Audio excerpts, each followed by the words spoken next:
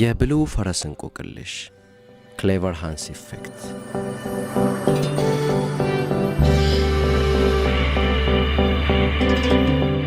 የቻርለስ ዳርዊንን ታላቅ ሥራ ኦን ዘ ኦሪጂን ኦፍ ስፒሺስ መታተም ተከትሎ በሳይንሱና በአጠቃላዊ ምርምር ዓለም ላይ የተከሰተው ሞገድ የዋዛ አልነበረም። የዝግመተ ለውጥ ንድፈ ሐሳብ የሰው ልጅ ከጦጣ መሰል ዝርያ በብዙ ሚሊዮን ዓመታት የዝግመተ ለውጥ ሂደት ዛሬ ላይ ደረሰ ይለናል። ዝርዝር ሐሳቡን ትተን ይህ ንድፈ ሐሳብ የዛሬው ስልጡን ፍጡር በአንድ ወቅት እንደ ሌሎች እንስሳት ነበር ካለ፣ ዛሬ አብረውን ያሉት እንስሳትም ደግሞ የሰውን ያክል ባይሆንም አንዳች አእምሮ ብቃት ሳይኖራቸው አይቀርም ባዮችን መቀስቀሱ የሚጠበቅ ነበር። ዊልሄልም ቮን ኦስተንም የሚያስበው ይህንኑ ነበር። ዊልሄልም ቮን ኦስተን በ19ኛው ክፍለ ዘመን መገባደጃ ግድም በርሊን ውስጥ ይኖር የነበረ የሁለተኛ ደረጃ ሂሳብ መምህር ነበር። ኦስተንን አንዳንዶች ተማላይ ወይም ሚስቲክ ብጤም ነበር ይሉታል። ኦስተን ዛሬ ላይ ወደ ሳይንስ የቆሻሻ ቅርጫት ከተጣሉት የምርምር ዘርፎች መካከል ፍሬኖሎጂ የተባለውንም በትጋት ያጠና እንደነበር ይነገርለታል። ይህ በአሁኑ ወቅት ተቀባይነት የሌለው የምርምር ዘርፍ የአንድ ሰው የአእምሮ ብቃት ባህሪና ስብዕና በሰውየው የራስ ቅል ቅርጽ ይወሰናል የሚል አንድምታ ያለው ሲሆን፣ ዘመናዊ ሳይኮሎጂ ጥናት ግን ኦስተንን ዛሬ ላይ የሚያስታውሰው የእንስሳትን የአእምሮ ብቃት ወይም ኢንተለጀንስ በተመለከተ ባሰለጠነው ሃንስ በተሰኘው ፈረስና የፈረሱን አስገራሚ ብቃት ተከትሎ በተከሰተው ታላቅ እንቆቅልሻዊ ክስተት ሳቢያ ነው። ለመሆኑ ኦስተን ምን ነበር ያደረገው? የእንስሳትን የአእምሮ ብቃት እጅጉን ዝቅ አድርገን አይተነዋል ባዩ ኦስተን መላምቱን ለማስረገጥ የተለያዩ እንስሳትን ሂሳባዊ ክህሎት ለማስጨበጥ ጥረት አድርጓል። ድመትን ሂሳብ ለማስተማር ያደረገው ጥረትም ፈጽሞ ሊሳካለት አልቻለም። ውሮ ለትምህርቱ ቁብም አልሰጠችው። ድብንም ሂሳብ ለማስተማር ያደረገው ጥረት ጭራሽ አውሬውን አደገኛ ተናካሽ አድርጎ ታረፈው። የአረብ ፈረስ ዝርያ በነበረው ሃንስ በተሰኘው ፈረስ ላይ ግን ለመጀመሪያ ጊዜ የሂሳብ ትምህርት ሥልጠናው ፍሬ ይሰጥ ጀመር። ሃንስ እውነትም ጥሩ ተማሪ ወጣው። ሥልጠናው ይህን ይመስል ነበር። ኦስተን ለምሳሌ 3 ቁጥርን ጥቁር ሰሌዳው ላይ ሲጽፍ ሃንስ በኮቴው 3 ጊዜ መሬቱን ይወቅረዋል። ቀላል ድል አልነበረም። ሃንስ ከ10 በታች ላሉት ቁጥሮች ይህን ብቃቱን ማስመስከር ቻለ። በቀለሜው ሃንስ የተበረታተው አሰልጣኙም ሥልጠናውን ይበልጥ ጠንከር ወዳሉት ሂሳባዊ ይዘቶች አሸጋገረው። ብዙም ሳይቆይ ቀለሜው ፈረስ ለክፍልፋይና ለስኩዌር ሩት ጥያቄዎች ትክክለኛውን ምላሽ በብልህ የኮቴው ምት ይመልስ ገባ። በአጠቃላይ ሃንስ 4ቱንም የሂሳብ መደቦች ጠንቅቆ ማወቅ ችሏል። ይደምራል፣ ይቀንሳል፣ ያባዛል፣ ያካፍላል። ለሁሉም ጥያቄዎች በኮቴው ምት መልሱን እያሳወቀ፣ ለምሳሌ በጥቁር ሰሌዳው ላይ ራዲካል 9 የሚል ከተጻፈ ሃንስ 3 ጊዜ በኮቴው መሬቱን በመደቃት መልሱ 3 መሆኑን ያሳውቃል። ትክክል። ፊደላትንም የመለየት ብቃቱን በተሳካ ሁኔታ አስመስክሯል። ኤ ለማለት አንዴ፣ ቢ ለማለት ደግሞ 2 ጊዜ መሬቱን በመደቃት። የሌሎቹ ፊደላትም እንዲሁ እያለ ይቀጥላል። የሃንስ ችሎታ በዚህ ብቻ የሚወሰን አልሆነም። ጊዜንና የሙዚቃ ምቶችን መለየት፣ ጀርመንኛን ማንበብና መረዳት እንዲሁም የሰዎችን ስምና ቃላት የተቀመሩበትን ሆሄያት ለይቶ ማሳወቅንም ተካነበት። በቀን መቁጠሪያ ላይ ባሉት የተለያዩ ቀናት መካከል ያለውን የቀናት ልዩነቶችን መጠቆምም ሌላው ችሎታው ነበር። ይህንን ችሎታውን ለማሳየት ለምሳሌ ኦስተን ሃንስን እንዲህ ብሎ በድምፅ ይጠይቀዋል። የወሩ 6ኛው ቀን ሐሙስ ከሆነ የሚቀጥለው ማክሰኞ ስንት ይሆናል? ብልሁ ሃንስ 11 ጊዜ መሬቱን በኮቴው በመደቃት ትክክለኛውን መልስ ያሳውቃል። በእውነቱ ይህ እጅግ አስደናቂ ክስተት ነው። ለአሰልጣኙ ቮን ኦስተን ደግሞ ታላቅ ድልና ስኬት። ግን ይህ እንዴት ሊሆን ይችላል? እውን ሃንስ የምር ብልህ ቀለም የሆነው ወይንስ ከጉዳዩ ጀርባ የተደበቀ ማጭበርበር ይኖርበት ይሆን? ጉዳዩ የብዙዎችን ትኩረት ለመሳብም ብዛም ጊዜ አልፈጀበትም። በሃንስ ችሎታ የተደሰተው ኦስተንም የጉደኛውን ፈረስ ችሎታ ለማሳየት በመላው ጀርመን ይዞት ይዞር ጀመር። የሃንስ አስደናቂ ችሎታ ኦስተን ለትዕይንቱ ከታዳሚዎቹ ምንም አይነት ክፍያ ካለመጠየቁ ጋር ተደማምሮ ሃንስ ብቃቱን የሚያሳይባቸው ቦታዎች በተመልካቾች የተጨናነቁ ነበሩ። ኒውዮርክ ታይምስ ክስተቱን ትኩረት ሰጥቶ ዘገበው። ከዚህ በኋላ ነው እንግዲህ የጀርመን የትምህርት ቦርድ በሃንስ ላይ ገለልተኛ የማጣራት ሂደት ለማካሄድ የጠየቀውና አሰልጣኙ ኦስተንም ያለምንም ማንገራገር የተስማማው። የሃንስን ጉዳይና ቮን ኦስተን አከናወንኩት ያለውን ሳይንሳዊ ስኬት እንዲያጣራ የተሰየመው የሃንስ ኮሚሽን የተሰኘው አካልም 2 የሥነ እንስሳት አጥኚዎች፣ የሳይኮሎጂ ባለሙያን፣ የፈረስ አሰልጣኝን፣ የሰርከስ ቡድን አስተዳዳሪንና የተወሰኑ መምህራኖችን ጨምሮ 13 አባላት የያዘ ሲሆን የተለያዩ ዘዴዎችን በመጠቀም ሃንስ አለው የተባሉትን የተለያዩ ችሎታዎች በጥንቃቄ ይፈትሹ ጀመር። ኮሚሽኑ የተለያዩ ዘዴዎችን ተጠቅሞ የሃንስን ጉዳይ ከመረመረ በኋላ የደረሰበትን ውጤት በ1904 አሳወቀ። የሃንስ ችሎታዎች ፈጽሞ ማጭበርበር የሌለባቸውና በትክክልም እውነተኛ ችሎታዎቹ ናቸው አለ ቡድኑ።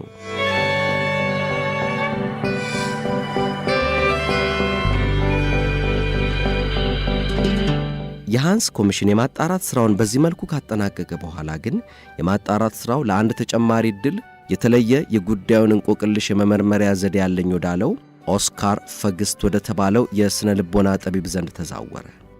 ፈግስት በእውነትም ጥንቁቅ የሳይንስ ሰው ሳይሆን አልቀረም። በማጣራት ሂደቱ ከወሰዳቸው የጥንቃቄ እርምጃዎች መካከል ሃንስ ያለበትን ክልል ነጥሎ የሚከልል ድንኳን መጠቀምንና ቁጥራቸው የበዛ በጥንቃቄ የተመረጡ የተለያዩ ሁኔታዎችን ለመፈተሽ የሚያበቁ ጥያቄዎችን ማዘጋጀት ይገኝበታል።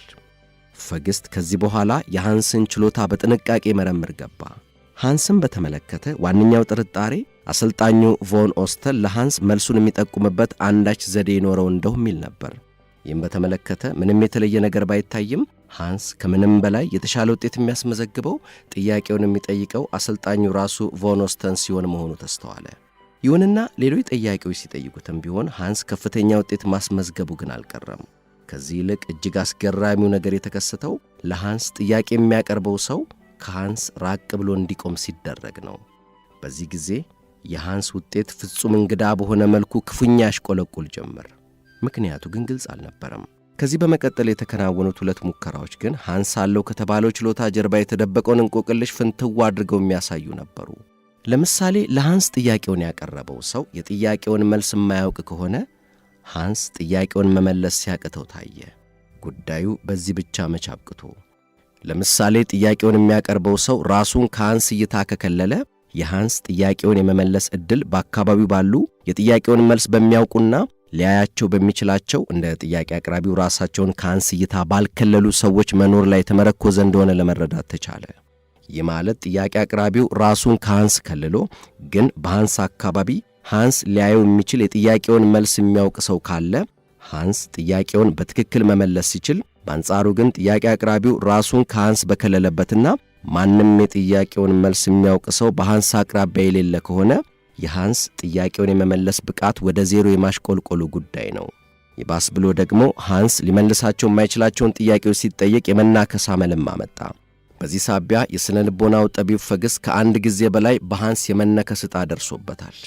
ፈግስት ምርምሩን በዚህ አላቆመም። ከዚህ ይልቅ የምርምሩን ፈለግ ለሃንስ ጥያቄውን በሚያቀርቡለት ሰዎችና በሃንስ መካከል ወዳለ የረቀቀ ስሜታዊ ጥምረት ላይ አተኮረ። ፈግስት በዚህ ምርምሩ የተገነዘበው ነገር ጥያቄ አቅራቢው ግለሰብ ጥያቄውን ካቀረበበት ጊዜ ጀምሮ አንዳች ውጥረት ባተነፋፈሱ በሰውነት አቋሙና በፊት ገጽታው ላይ እንደሚስተዋል ነው። ከሁሉም በላይ ፈግስት ልብ ያለው ትልቁ ቁም ነገር ይህ በጥያቄ አቅራቢው ግለሰብ ላይ የሚስተዋለው ውጥረት ሃንስ መልሱን በኮቴው ምት በማሳወቅ ሂደት ላይ ያለ እየጨመረ መጥቶ ልክ ሃንስ ትክክለኛው የኮቴው ምት ላይ ሲደርስ ባንዴ ይረግባል። ይህች ነች እንግዲህ ሚስጥሯ። ለካንስ ሃንስ የቀረበለትን ሂሳብ አልነበረም ሲያሰላ የነበረው። ይልቅ የጥያቄውን መልስ የሚያውቅ በአቅራቢያው ያለ ሰውን ነበር በጥንቃቄ የሚያስተውለው።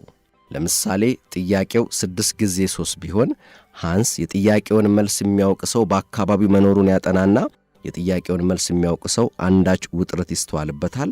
በኮቴው ምት መልሱን መግለጽ ይጀምራል። ድም ድም ድም። ምቱ በጨመረ ቁጥር ሃንስ በጥንቃቄ የሚያጠናው መልሱን የሚያውቀው ሰው ፊት ላይ የሚስተዋለው ውጥረት እየጨመረ ይመጣል። ከዚያም የሃንስ የኮቴው ምት ልክ 18 ላይ ሲደርስ መልሱን በሚያውቀው ሰውዬ ፊት ላይ አንዳች የእፎይታ ስሜትና ፈጣን የውጥረት መርገብ ስለሚስተዋል ይሄኔ ብልሁ ፈረስ ትክክለኛው የኮቴ ምት ላይ እንደደረሰ በመረዳት ወዲያውኑ የኮቴውን ምት ያቆማል። በአንጻሩ ግን በሃንስ አቅራቢያ የጥያቄውን መልስ የሚያውቅ ምንም አይነት ሰው ከሌለ ሃንስ ምንም አይነት ውጥረት በሰዎቹ ላይ ስለማያይ መልሱን የሚመልስበት ምንም አይነት አማራጭ አይኖረውም። መልሱን መመለስ ይሳነዋል። ይህ ሆኖ አረፈው እንግዲህ የብልሁ ፈረስ እንቆቅልሽ ፍቺ። የሃንስ ባለቤትና አሰልጣኙ ቮን ኦስተን ግን በዚህ የፈግስት ሳይንሳዊ ትንታኔ ፈጽሞ የሚስማማ አልሆነም። ኦስተን የሚለው ሃንስ ትክክለኛ የሂሳብ ብቃት ባለቤት ነው። በዚህ ምክንያት ከፈግስት የምርመራ ውጤት በኋላም ኦስተን ሃንስን ይዞ መላው ጀርመንን ማካለሉን ቀጥሎበታል። ፈግስት በበኩሉ የዚህን አስደናቂ ሳይንሳዊ ግኝት ክሌቨር ሃንስ ኢፌክት ወይም የብልሁ ሃንስ ክስተት ይሉታል ይበልጡኑ ለማሳየት ይረዳው ዘንድ ራሱን በሃንስ ቦታ በማድረግ ሰዎች እነሱ መልሱን የሚያውቁትን እሱ ግን የማያውቀውን ጥያቄዎች እንዲጠይቁት በማድረግ ትክክለኛውን መልስ ልክ እንደ ሃንስ ከጥያቄዎቹ የፊትና ያተነፋፈስ ውጥረት በመገንዘብ በእግሩ ምት መመለስ ቻለ። ፈግስት ከዚህ ሙከራው የተረዳው ሌላው ትልቁ ቁም ነገር ጥያቄ አቅራቢዎቹ ምንም ያክል የብልሁ ሃንስ ክስተት ጉዳይ ቢነገራቸውና ሳያውቁ የጥያቄውን መልስ እንዳይጠቁሙ እንዲጠነቀቁ ቢደረግም የጥያቄውን መልስ በማወቃቸው ሳቢያ የመልሱን ፍንጭ መጠቆማቸው የማይቀር ክስተት ሆኖ ተገኘ። ይህ ክስተት በሌሎች እንስሳትም ላይ የሚስተዋል አንዳች ብልጥነት እንደሆነ የተደረሰበት ሲሆን የክስተቱ መታወቅ በማኅበራዊ ሳይንስ በተለይም በስነ ልቦናው ዘርፍ በሚካሄዱ ሰዎችን ወይም እንስሳትን በሚያካትቱ ምርምሮች ሂደት ላይ ተጨማሪ ሳይንሳዊ ጥንቃቄዎች እንዲታከሉበት አስገድዷል። ለምሳሌ ያክል ውሾች የተደበቀ ዕቃን፣ አደገኛ ዕፅና መድኃኒቶችን ፈልገው እንዳያገኙ ፈተና በሚሰጣቸው ወቅት ዕቃው የት እንደተደበቀ በውሾቹ አካባቢ ያሉ ሰዎች እንዳያውቁ የሚደረግበት ዘዴ አንዱ ተጠቃሽ ስልት ነው። የሆነው ሆኖ ሃንስን በተመለከተ የቀረቡ ዘገባዎችን ስንመረምር አንዳንድ ሐሳብ የሚያጭሩ ግልጽ ያልሆኑ ዘገባዎችን እናስተውላለን። ለምሳሌ ያክል ስለዚህ ጉዳይ ዊኪፒዲያ እንዲህ የሚል ዘገባን ይዟል። አሰልጣኙ ቮን ኦስተን ለሃንስ የሚቀርቡለትን ጥያቄዎች መልስ ባወቀበት ወቅት ሃንስ 89% ያክል ጥያቄዎቹን በትክክል መመለስ የቻለ ሲሆን ኦስተን የጥያቄዎቹን መልስ ባላወቀበት ሁኔታ ግን ሃንስ መመለስ የቻለው 6% ያክሎቹን ጥያቄዎች ብቻ ነው። ይህ ዘገባ የሚያስነሳው አንድ መሠረታዊ ጥያቄ አለ። ለመሆኑ ሃንስ 6% ያክል ጥያቄዎችንስ እንዴት ሊመልስ ቻለ? ቮን ኦስተን የጥያቄዎቹን መልስ እንደማያውቅ ከተገለጸ አጋጣሚ ወይንስ በሃንስ አቅራቢያ ሌላ የጥያቄውን መልስ የሚያውቅ ሰው ነበር? ኢንሳይክሎፒዲያው ይህን በተመለከተ ምንም የሰጠው ዝርዝር መረጃ የለም። ያም ሆነ ግን የክስተቱ መታወቅ በእንስሳት የአእምሮ ብቃት ላይ የሚደረጉ ጥናቶች ላይ ጠበቅ ያለ ጥንቃቄ እንዲወሰድ አስገድዷል። ይህም በአብዛኛው እንስሶችን ከአሰልጣኞቻቸው ለብቻ ነጥሎ የመፈተንን ዘዴ ግድ ይላል። ይህ ደግሞ በፋንታው በምርምር ሂደቱ ላይ አስቸጋሪ እንቅፋት ይደቅናል። ይህም እንስሳት በአብዛኛው የአእምሮ ብቃታቸውን የሚያሳዩበት ሁኔታዎች ከአሰልጣኞቻቸው ወይም ከሌሎች እንስሳት ጋር በጋራ በሚኖራቸው ማኅበራዊ መስተጋብር ላይ የተመሠረተ በመሆኑ ሲሆን ይህን አዳጋች ሁኔታ በተመለከተ በዚህ የምርምር ዘርፍ የተቀሰቀሰው ሳይንሳዊ አተካራ እስካሁን እንደቀጠለ አለ።